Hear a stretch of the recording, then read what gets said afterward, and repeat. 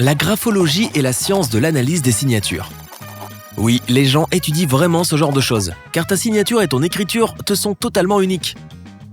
T'es-tu déjà demandé ce qu'elles révèlent sur ta personnalité ? Eh bien, voici quelques questions qu'un de ces experts de la signature pourrait poser. Numéro 1. La signature est-elle lisible ?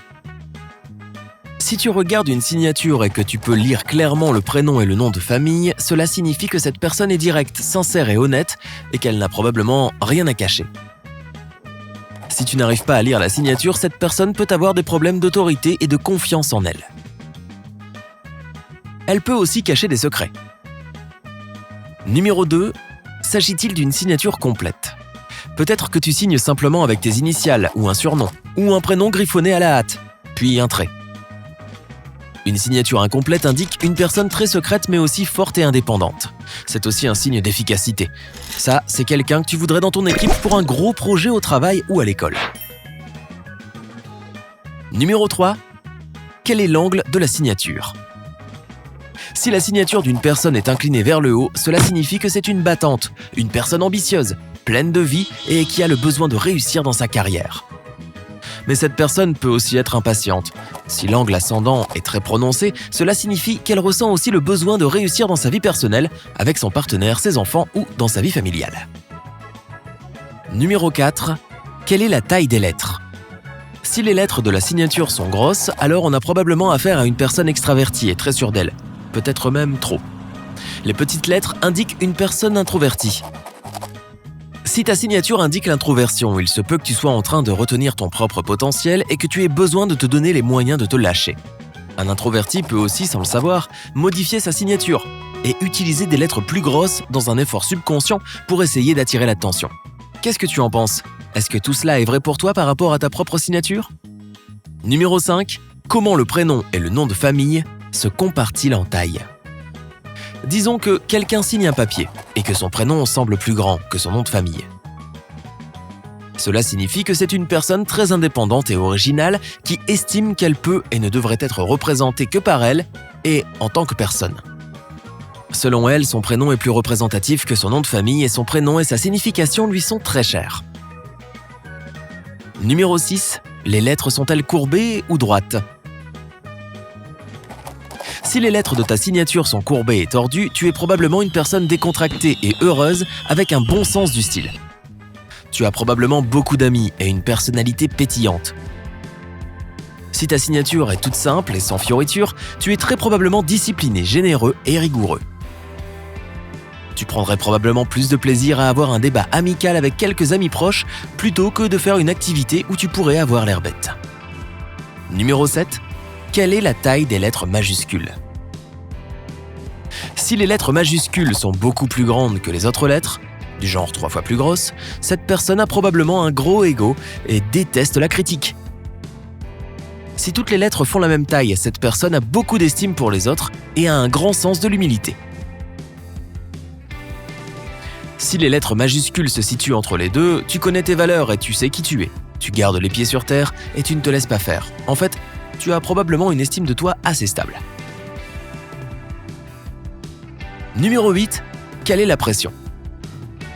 Lorsque l'on parle de pression en écriture manuscrite, on se réfère à la force avec laquelle une personne appuie le stylo sur le papier lorsqu'elle écrit ou signe un document.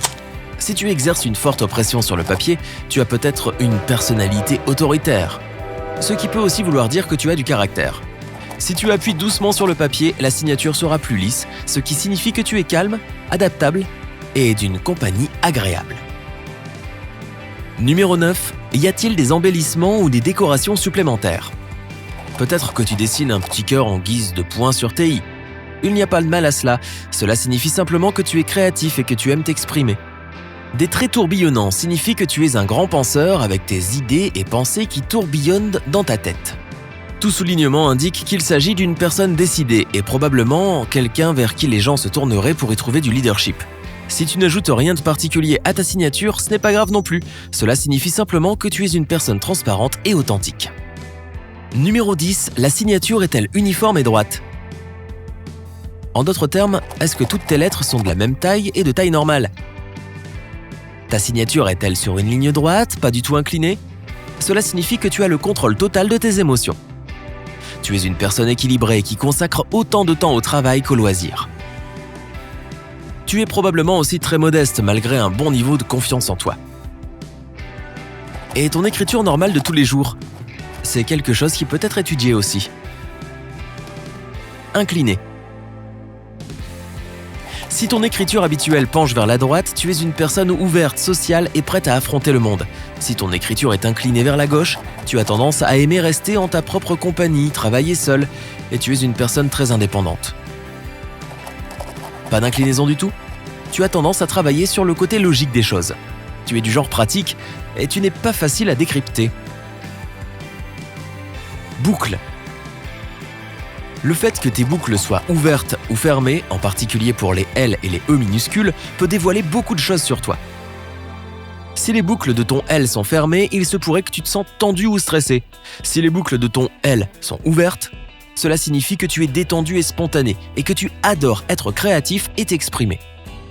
Si ton E minuscule est fermé, tu n'es pas vraiment affecté par les émotions et tu as tendance à être plutôt sceptique. Si ton E minuscule est ouvert, cela signifie que tu aimes essayer de nouvelles choses et que tu as tendance à avoir l'esprit ouvert. Si tes S sont arrondis de façon égale, cela signifie que tu es une personne non conflictuelle et que tu cherches toujours des compromis. Si tes S sont aiguisés ou pointus, tu es un penseur profond et intellectuel qui aime les nouveaux défis, ce qui traduit aussi une ambition élevée. Si tu écris un mot qui contient plusieurs S et que tu changes de façon de l'écrire, cela signifie que tu es une personne polyvalente avec de nombreux intérêts et que tu ne traînes pas avec un seul groupe d'amis.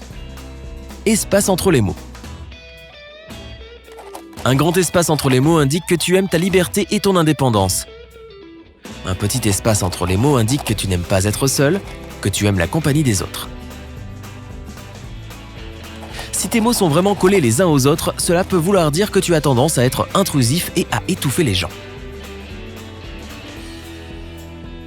Barrer les T. Si tu écris ton T avec un trait long, tu es déterminé et enthousiaste, mais tu pourrais aussi être un peu têtu. Un trait court, cependant, pourrait signifier que tu es paresseux. Si le trait est haut sur ton T, cela montre que toi aussi tu vises haut et que tu as beaucoup d'objectifs dans la vie. Si ton trait est bas, tu peux probablement deviner. Tu as peu d'ambition et pas l'habitude de te fixer des objectifs. Mettre les points sur les i. Est-ce que tu mets un point sur ton i haut sur la page ou vraiment près de la lettre ? Les experts en écriture manuscrite estiment que si tu fais le point vers le haut de la page, tu as une imagination active. Si ton point est proche de ton i, tu as un esprit déterminé et concentré et tu peux bien te concentrer. Et où est ton point orienté, vers la gauche ou la droite de l'i ? S'il est plutôt vers la gauche, les experts disent que tu es peut-être un peu procrastinateur. Mais mettons donc cette idée de côté pour plus tard. Droitier.